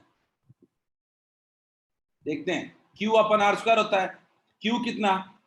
अच्छा, Q भी कॉमन ले सकते हैं, 5 × 10⁻⁻⁶। अच्छा, पॉजिटिव वाले से डिस्टेंस कितना है? 2 सेंटीमीटर। और नेगेटिव वाले से डिस्टेंस कितना हो जा रहा है? 6 सेंटीमीटर। निधि यहाँ पे आपने गलती किया है, क्या डिस्टेंस ले रहे थे? हाँ, अब सही आ रहा है। तो Q/r², r कितना है? 2 सेंटीमीटर। तो 2 × 10⁻² का होल स्क्वायर माइनस 5 × 10⁻⁻6। अगला कितना हो जाएगा? 6 × 10⁻⁻6 का होल स्क्वायर। खत्म। 10⁻⁻2 का होल स्क्वायर, सॉरी, -2 का होल स्क्वायर। ठीक है, सॉल्व कर लेते हैं। ये कितना हो जाएगा? 9 × 10⁻9 × 5 × 10⁻6। हाँ ठीक है, ठीक है, ठीक है, इंटू 10⁻4 कॉमन ले लेते हैं, 1/4 - 1/36 -2। सॉल्व कर लीजिए आप। 45 × 10⁻7, 45 × 10⁻7 इंटू 1/4 - 1/36 कितना हो जाएगा? 8/36। 4 जा 9 5 4 2 जा, यानी ये 10⁸ न्यूटन आ रहा है। 10⁸ न्यूटन पर कूलम आ रहा है क्या? 10⁸ न्यूटन पर कूलम फाइनल आंसर है। चलो अब इस पे डिस्कशन नहीं करेंगे, खुद सॉल्व करना घर पे बैठ के। घर पे बैठ के इसको खुद सॉल्व कर लीजिएगा, ठीक है? और इस पे बेस्ड एक और क्वेश्चन कर लीजिएगा। याद रखिए, फॉर्मूला लगाने के पहले एक बार सोचना है कि आर बहुत बड़ा तो नहीं है। ऐसे अगर कंपेरेबल है तो नॉर्मल फील्ड हम जैसे निकालते हैं वैसे निकाल लेंगे, पॉजिटिव के वजह से अवे, नेगेटिव की वजह से टुवर्ड्स। लेकिन अगर फायदा तभी है आपका जब डिस्टेंस बहुत छोटा है दोनों के बीच में, तब डाइपोल वाला फॉर्मूला लगा देंगे 1/4 pi epsilon naught 2p upon r cube. क्या सबको क्लियर है क्या भाई? ये 1 सेंटीमीटर तो मान लेते आनंद, ये कैसा सवाल है? देखो आनंद, तुम तुम्हारा सवाल समझ गया मैं। कंपेरेबल कब ले? जो कंपेरेबल लेने का एक सीधा दिमाग लगाओ कि अगर रेशियो 10⁻3 10⁻4 के रेंज में हो तब लो। ये 2 सेंटीमीटर 4 सेंटीमीटर सब कंपेरेबल नंबर्स हैं, ठीक है? कोई दो चीज का कंपैरिजन देखना तो कम से कम 1000 2000 टाइम्स, 3000 टाइम्स या 10,000 टाइम्स तो ज्यादा होना चाहिए कम से कम इग्नोर करने के लिए। तो इग्नोर करना है उसके लिए कंडीशन स्पेसिफाइड है। क्लियर है? चलिए ये क्वेश्चन आप लोग ट्राई कर लीजिएगा। एक और क्वेश्चन दे रहा हूँ, निधि हैंड रेज किया, पूछिए। सर नेट इलेक्ट्रिक फील्ड का जो फॉर्मूला आया था जब हम लोग r less than a assume नहीं किए थे, उस फॉर्मूला पे पुट करने पे सर आंसर 12 × 10⁴ आ रहा है। उस फॉर्मूले पे एक बार फिर से पुट करिए। वो अभी जो हमने सॉल्व किया है, क्या हमने फॉर्मूला अलग लगाया है? निधि फिर से अनम्यूट कर रहा हूँ। अभी जो हमने यूज किया है हमने सेम काम किया है, ठीक है? हमने यस सर। सेम काम किया है, हमने फॉर्मूला बस डेराइव किया हुआ यूज नहीं किया, हमने पूरा डेराइव किया है एक्चुअली। r माइनस ए का होल स्क्वायर प्लस, तो कैलकुलेशन का मिस्टेक है और कुछ नहीं है। आनंद जो आपने बोला कि सर जो फॉर्मूला हमने दोनों निकाला था, डेराइव किया था, तो वही यूज नहीं करेंगे। आनंद यार याद नहीं रहता, देखो प्रैक्टिकल बात करते हैं आनंद, याद नहीं रहेगा। 2p/r³ याद रहता है, याद नहीं रहता है, तो दिमाग इतना क्यों लगाना? इतना दिमाग में याद करके क्यों लेके जाएंगे एग्जाम में? सीधे सीधे सॉल्व करेंगे। पॉजिटिव के वजह से हमें, नेगेटिव की वजह से टुवर्ड्स। अगर ये लॉजिक हमारे पास नहीं है तो वैसे भी एग्जाम हमसे क्वेश्चन सॉल्व नहीं होगा। अरीज ने कहा है निधि की उसका फॉर्मूले से भी 10⁸ आ रहा है, ठीक है? But I would still recommend कि फॉर्मूला याद नहीं रहता है, बेटर टू यूज लॉजिक, ठीक है? चलिए मैं अगला क्वेश्चन की तरफ बढ़ रहा था, बिकॉज मेरे पास 10 मिनट टाइम है, थोड़ा 10-15 मिनट टाइम है और मुझे बड़ा इंपॉर्टेंट टॉपिक पढ़ाना है, ठीक है? थोड़ा इसमें एक्स्ट्रा नॉलेज भी जरूरत है। हेडिंग डालिए electric dipole in an electric field. याद रखिए आज जो भी पढ़ा रहा हूं सब मैग्नेटिज्म में दोबारा पढ़ाना है मुझे, तो अच्छे से आज पढ़ोगे आगे काम आएगा। हेडिंग डालिए electric dipole in an electric field, लिखते हैं। बड़ा इंटरेस्टिंग टॉपिक है, ठीक है? एक इलेक्ट्रिक डाइपोल लिया हमने, ठीक है? इलेक्ट्रिक डाइपोल लिया और क्या किया कि नेगेटिव और पॉजिटिव चार्ज का एक सिस्टम लिया और उसको इलेक्ट्रिक फील्ड में रख दिया, एक यूनिफॉर्म इलेक्ट्रिक फील्ड में। कहने का मतलब है एक यूनिफॉर्म इलेक्ट्रिक फील्ड में रख, यूनिफॉर्म इलेक्ट्रिक फील्ड में रख,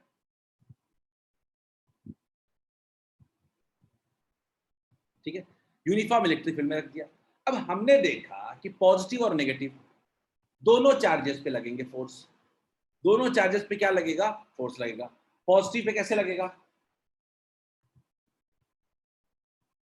हमको पता है कि पॉजिटिव चार्ज पे फोर्स कितना कैसे लगता है, Q × E, और फील्ड के अलोंग होता है, जानते हैं हम लोग। पॉजिटिव चार्ज पे जो लगता है वोल्ट, वो क्या लगता है? Q × E। और नेगेटिव चार्ज पे कैसे लगता है? ऑपोजिट टू द फील्ड लगता है। कैसे लगता है?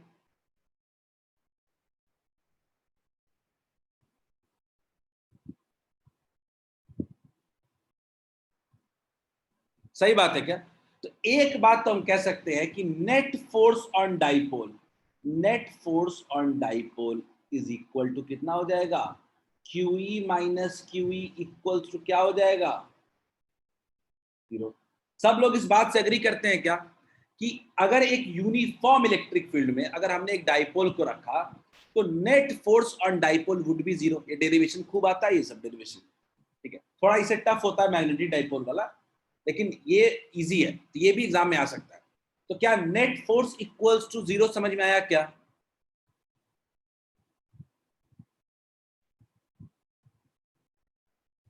अब मैं कह रहा हूं कि मान लीजिए इस पूरे डाइपोल पे दो फोर्सेस लग रहे हैं, एक लग रहा है QE, दूसरा लग रहा है -QE, और इसमें नेट फोर्स कितना है मेरा? 0 हो गया, ठीक है? अब इससे नेट फोर्स 0 का मतलब कहते हैं कि dipole is in translational equilibrium. Dipole is in, हम जानते हैं कि इक्विलिब्रियम है, इज इन ट्रांसलेशनल इक्विलिब्रियम। क्या होता है समझाता हूं।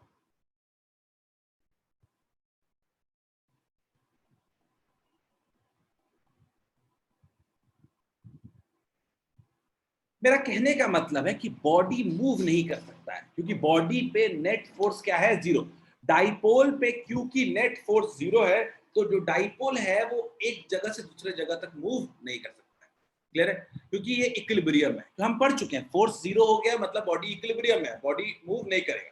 लेकिन चूंकि जो दोनों पे जो दो फोर्सेस बॉडी पे लग रहे हैं वो क्या एक ही जगह पे लग रहे हैं क्या?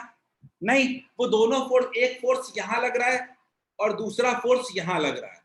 तो ये टेंडेंसी होती है कि ये उस डाइपोल को रोटेट कर देगा। ये डाइपोल को क्या करना चाहेगा? रोटेट करना चाहेगा। क्यों?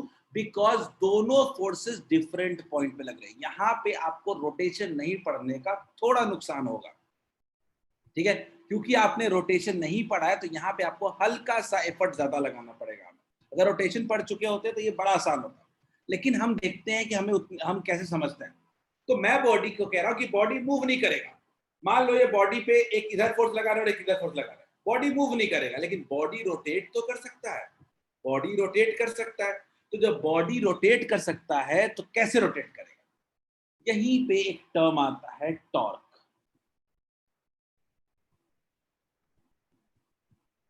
टॉर्क क्या होता है?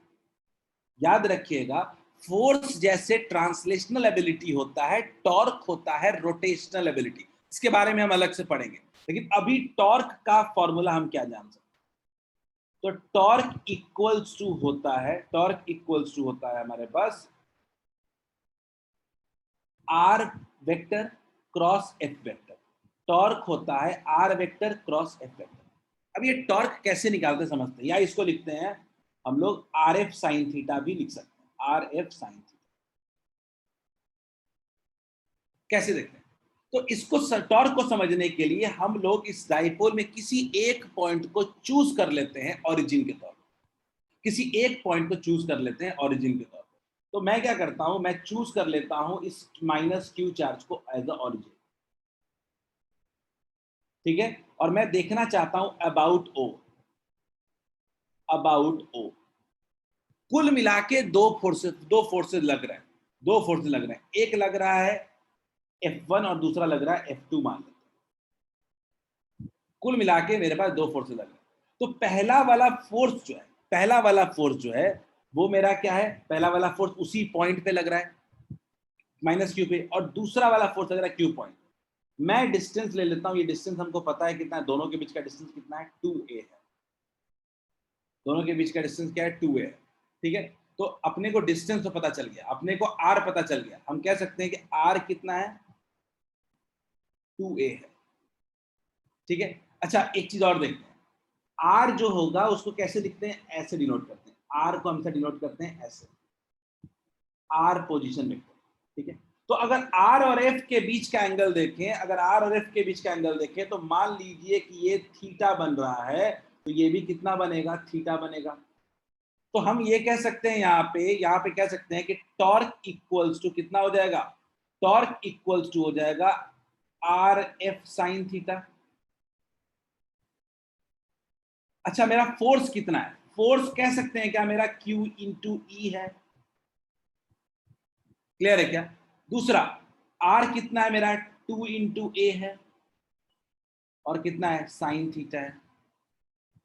याद रखिएगा, मेरा R, गौर से देखिएगा, फॉर्मूला बिल्कुल नया है आपसे। मैं पूछ रहा हूं R कितना है, तो R अपना 2a है।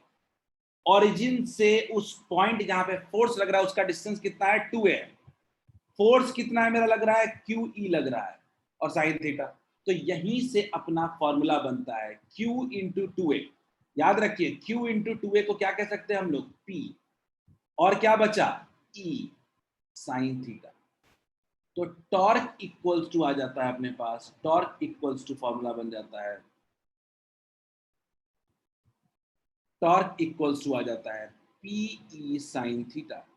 वेरी वेरी इंपॉर्टेंट फॉर्मूला, या इसको कह सकते हैं P क्रॉस E।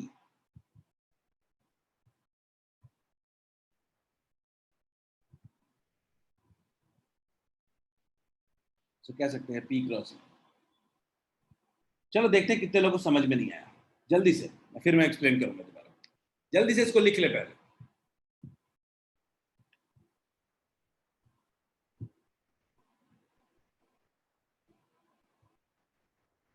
हाँ राघवेंद्र, गो अहेड। सर जो नीचे हम लोग लिखे हैं P क्रॉस E, वो E क्रॉस P हो सकता है? नहीं हो सकता है, डायरेक्शन का जो कंसिडरेशन लेते हैं वो P क्रॉस E आता है। हाँ तो ठीक है, लेकिन हमने जो ऊपर डेरिवेशन किए हैं उसमें हम लोग पहले F लिखे हैं और R बाद में लिखे हैं, कोई दिक्कत नहीं उसमें। तो आर एफ साइन थीटा वो तो मल्टी, देखो देखो हमने आर क्रॉस एफ लिखा है, वो तो फॉर्मूला है, टॉर्क का फॉर्मूला है। ठीक है, वो टॉर्क का फॉर्मूला है, तो उसमें कोई दिक्कत नहीं है अपने पास। आर क्रॉस एफ लिखा तो are F sine theta torque का फॉर्मूला है, हमने उसको यूज करके फाइनल फॉर्मूला बनाया पी साइन थीटा। अब डायरेक्शन को जब हमने देखा तो वो क्या आ रहा है, पी क्रॉस ई आ रहा है।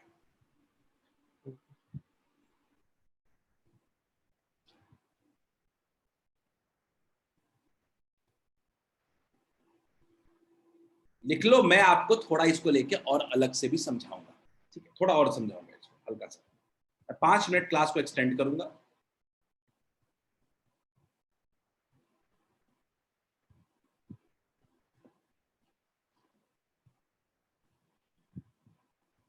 इसके लिए फिर अब वेट करने की जरूरत नहीं है, आप इसको बता दूंगा तो आप सारे क्वेश्चन कर सकते हो।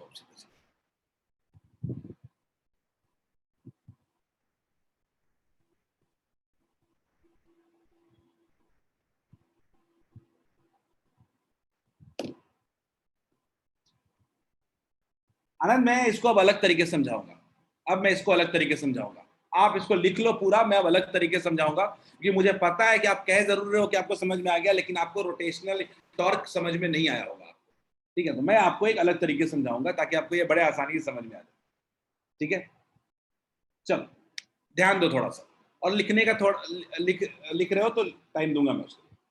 मान लीजिए कि मेरा ओरिजिन है, मान लीजिए कभी भी ऐसा, कभी भी एक सिंपल टॉर्क समझने की कोशिश करो, और मान लीजिए कि एक जगह है जहां पे फोर्स लग रहा है कुछ ऐसे।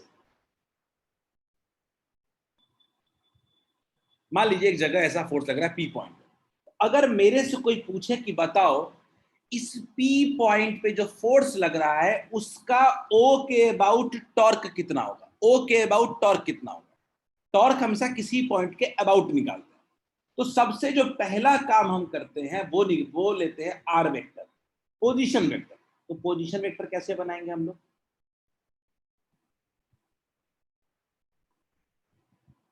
क्लियर है। आर वेक्टर ये हमारा एफ वेक्टर है, और दोनों के बीच का एंगल मान लेते हैं कितना है, थीटा। तो टॉर्क इक्वल्स टू कहते हैं हम लोग आर क्रॉस एफ। और अगली बार जब ये वाला फंडा आएगा तब तक हम रोटेशन पढ़ चुके होंगे, कोई दिक्कत नहीं आएगी। क्लियर है, तो टॉर्क इक्वल्स टू कितना हो जाएगा, r cross F. Is it clear to all of you. ठीक है, टॉर्क होता है आर क्रॉस एफ, या इसको कह सकते हैं आर एफ साइन थीटा। मैं थोड़ा आपको समझाने के लिए एक बार ध्यान से देखना कैसे। मैंने बोला कि कुल दो फोर्सेस लग रहे हैं, एक लग रहा है क्यूई और दूसरा लग रहा है कुछ ऐसा क्यूई। ठीक है, और अगर मैंने बोला कि मान लीजिए ये 2a डिस्टेंस है, ठीक है, मान लीजिए मैं टॉर्क निकालना चाहता हूँ, कभी टॉर्क किसी पॉइंट के अबाउट निकाल सकते हैं, लेकिन मान लीजिए मैं चाहता हूं कि इसके पॉइंट ओ के अबाउट टॉर्क निकाल, तो मेरे पास दो फोर्सेस लग रहे हैं, तो टोटल टॉर्क भी जो होगा वो दोनों फोर्सेस की वजह से लगेगा, टॉर्क 1 प्लस टॉर्क 2। ये मेरा F1 है, फोर्स है, और मैंने मान लिया कि ये मेरा F2 है, तो मैं दोनों की वजह से टॉर्क निकालूंगा। दिक्कत क्या है कि टॉर्क 1 जब निकालने गए तो टॉर्क 1 RF साइन थीटा तो ठीक है, लेकिन ये जीरो हो जाएगा पहले वाले की वजह से। टॉर्क क्यों जीरो हो जाएगा, क्योंकि उसका आर ही नहीं है, वो तो उसी पॉइंट पे लग रहा है। तो क्या कोई टॉर्क लगेगा क्या, क्या कोई टॉर्क लगेगा क्या, नहीं। कभी देखे हो कि मान लो इस बॉडी को सेंटर के चारों तरफ घुमाना है, तो सेंटर पे फोर्स लगा के घुमा सकते हो क्या, इसको सेंटर पे फोर्स लगा के घुमा सकते हो क्या, नहीं। क्लियर है, तो ये नहीं घूमेगा। अब दूसरे की वजह से टॉर्क देखे तो क्या लिया, आर कितना है, डिस्टेंस 2a, फोर्स कितना है, Q इंटू ई। ठीक है क्या, और साइन थीटा कितना है, साइन थीटा कितना है, साइन थीटा तो निकाल लेंगे। थीटा बेसिकली कौन सा एंगल है? Angle made with the field. Is it clear क्या? कोई दिक्कत नहीं है। आर आर साइन थीटा को आप परपेंडिकुलर डिस्टेंस भी मान सकते हैं।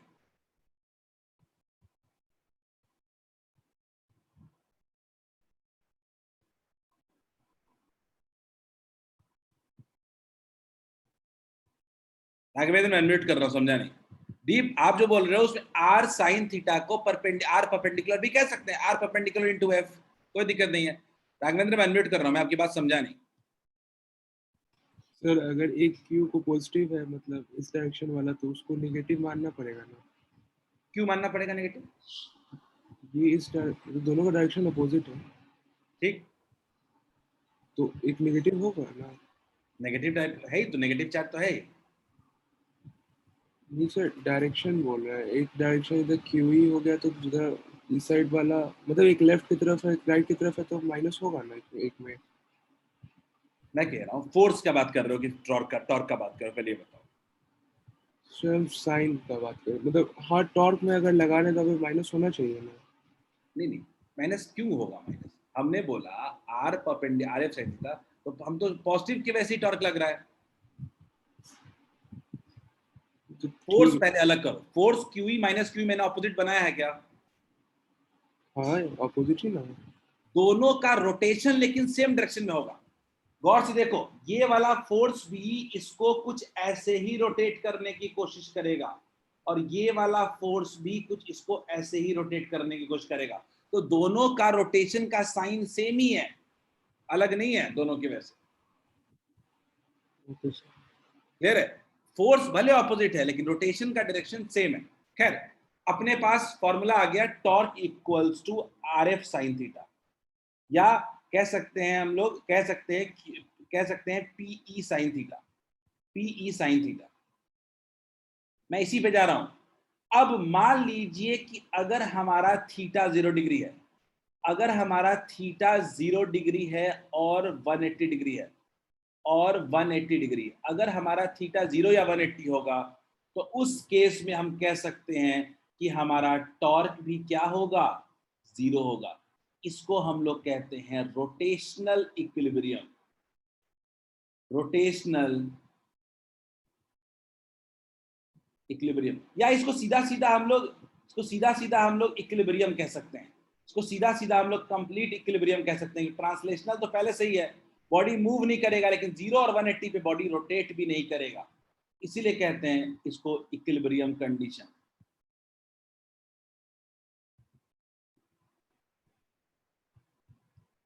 Equilibrium condition, is it clear क्या? तो बड़ा इंपॉर्टेंट पॉइंट है कि थीटा 0 और 180 पे क्या मिलता है अपने को? इक्विलिब्रियम मिलता है। चलिए, हो गया। थीटा 0 और 180 पे अपना साइन 0 और साइन 180 क्या होता है? 0 होता है, तो हमारा टॉर्क भी क्या होगा? 0 होगा। क्लियर है? चलिए आगे बढ़ते हैं।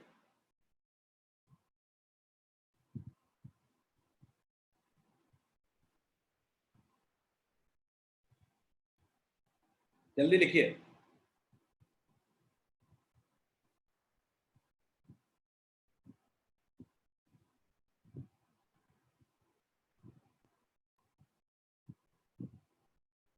चलिए मैं यहीं से कंटिन्यू करूंगा, स्टिल मिस, बट क्वेश्चन हम पूरा कर सकते हैं। हार्डली हमारा पोटेंशियल एनर्जी एक बचा हुआ है, उसमें वेस्ट क्वेश्चन शायद ना बने, एक दो क्वेश्चन, बाकी हमारा पूरा टॉपिक कंप्लीट हो चुका है। ठीक है, हम लोग इलेक्ट्रिक, मैं एनसीईआरटी को एक बार गो थ्रू कर देता हूं जल्दी से।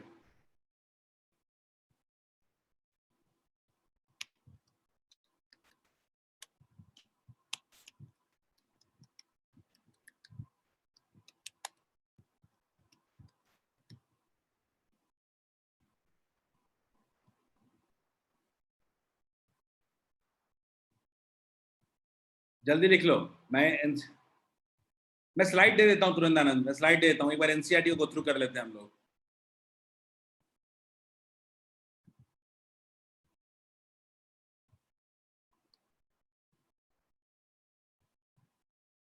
सब लोग देखिए, टॉपिक देख लो एक बार सब कुछ, बड़े बड़े टॉपिक, कंडक्टर इंसुलेटर पढ़ चुके हैं हम लोग डिटेल में, चार्जिंग बाय इंडक्शन पढ़ चुके हैं हम लोग, ठीक है, एडिटिविटी चार्ज की प्रॉपर्टीज पढ़ चुके हैं हम लोग, कूलम्स लॉ पढ़ चुके हैं, forces between multiple charge, principle of superposition पढ़ चुके हैं, इलेक्ट्रिक फील्ड पढ़ चुके हैं। एक बार एनसीईआरटी को देख जाते हैं सब लोग। इलेक्ट्रिक फील्ड लाइंस पढ़ चुके हैं हम लोग, इलेक्ट्रिक फ्लक्स हो चुका है, इलेक्ट्रिक डाइपोल हो चुका है, अभी बात कर रहे थे हम लोग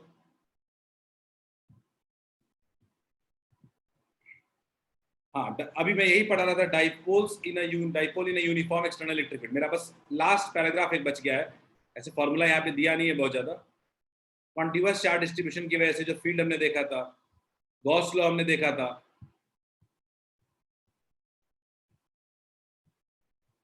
एप्लीकेशन ऑफ गॉस लॉ, कई सारे हमने एग्जांपल्स किए थे, डेरिवेशन किए थे, चैप्टर खत्म हो गया। एक्सपेक्ट कि पूरा चैप्टर हमारा अब खत्म हो चुका है, ठीक है। अब आप लोग एनसीईआरटी का रिवीजन शुरू करेंगे। मैं होमवर्क अगले एक वीक का पूरे का होमवर्क अलॉट कर देता हूँ आज से ही, ये वाला अगले क्लास में खत्म करेंगे और अगले दिन इलेक्ट्रिक पोटेंशियल शुरू करेंगे, ठीक है। चलिए, ending the class, slide upload कर देता हूँ। फर्स्ट चैप्टर हमारा इलेक्ट्रिक चार्जेस एंड फील्ड्स खत्म हो गया एनसीईआरटी के अकॉर्डिंग।